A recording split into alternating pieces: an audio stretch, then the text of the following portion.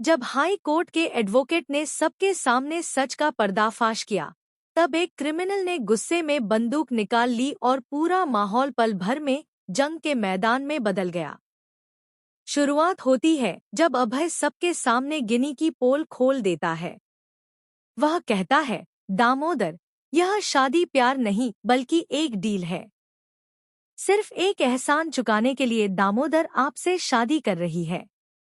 यह कोई प्यार नहीं है। गिनी सिर्फ मुझसे प्यार करती है, तुमसे नहीं दामोदर। और मैं भी इस गिनी से प्यार नहीं करता। यह सुनते ही दामोदर गन उठाकर अभय सिंह राजपूत पर तान देता है। राघव सिंह राजपूत अपने बेटे की जान की भीख मांगते हुए कहते हैं, मेरे बेटे को मत मारो, गोली मत चलाओ। तभी वहां हनुमान चालीसा बजने लगती है और सभी हैरान रह जाते हैं।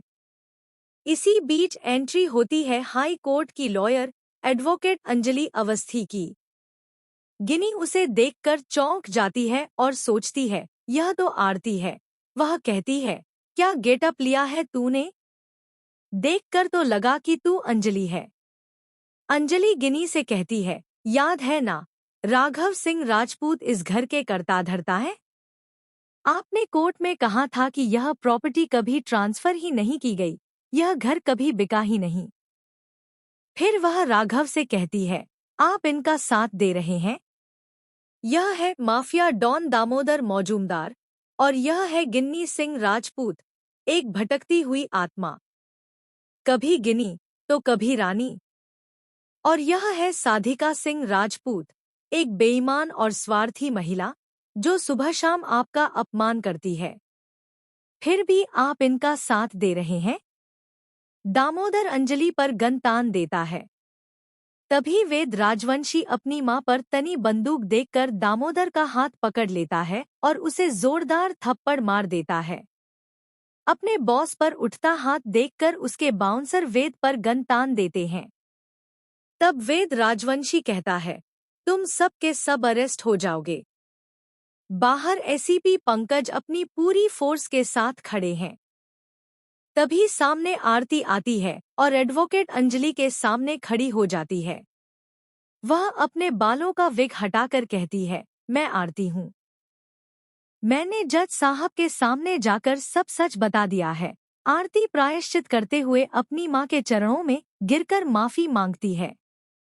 अब आता है बड़ा ट्विस्ट। अंजलि कहती है, अगर मैंने आप सबको सलाखों के पीछे नहीं डाला तो मेरा नाम भी एडवोकेट अंजलि अवस्थी नहीं। तभी एक मंत्री पीछे से अंजलि पर गन तान देता है और कहता है, तुझे यहाँ से जिंदा जाने ही नहीं दूंगा। लेकिन अंजलि फुर्ती से उसके हाथ से गन गिराकर उसे 2 थप्पड़ जड़ देती है। अंजलि का एटीट्यूड देखकर सब डर जाते हैं। युवराज अभी भी घमंड में है कि अंजलि उसे सजा नहीं दिला सकती। वहीं महक अपने घर गृहस्थी बसाने के लालच में आ जाती है। वह कहती है, मेरे पापा मुझे खुश देखना चाहते हैं और मैं उनकी यह इच्छा पूरी करना चाहती हूँ। युवराज उसे ताना मारते हुए कहता है, तू प्रेस कॉन्फ्रेंस में जाकर मेरा सच बताएगी? मैं तुझे नहीं अपनाऊंगा। तू सबके सामने नाच कर आई है, सबकी नजरें तुझ पर थी। महक जवाब देती है, तूने ही तो कहा था मुझे नाचने के लिए। अंजलि महक को प्रेस कॉन्फ्रेंस में आने के लिए कहती है, लेकिन महक अपने घर गृहस्थी के लिए मना कर देती है। तभी राघव सिंह राजपूत अपना रूप बदलते हुए कहते हैं, सही कहा अंजलि ने। गिनी, तुम एक भटकती हुई आत्मा हो। कभी गिनी, कभी रानी। उस दिन पार्टी में अंजलि नहीं, बल्कि आरती थी अंजलि के भेष में। अंजलि, पंकज और वेद तीनों शॉक्ड रह जाते हैं। वे सोचते हैं, क्या महक के लिए हमने इतना कुछ किया और उसने हमारा साथ छोड़ दिया? अब अंजलि विद्युत कश्यप को पकड़ने की बात करती है। पंकज, वेद राजवंशी और एडवोकेट अंजलि मिलकर विद्युत को पकड़ लेते हैं। उसके खिलाफ सबूत भी मिल जाते हैं। अंजलि उसे 2-4 थप्पड़ मारकर कहती है, सच बोलो। तभी मंत्री के कहने पर 2 गुंडे वहां पहुंचते हैं और विद्युत पर गन तान देते हैं। अब सवाल यह है, क्या अंजलि विद्युत को बचा पाएगी? क्या महक अपना स्टेटमेंट देगी या फिर कहानी में आएगा एक और बड़ा ट्विस्ट?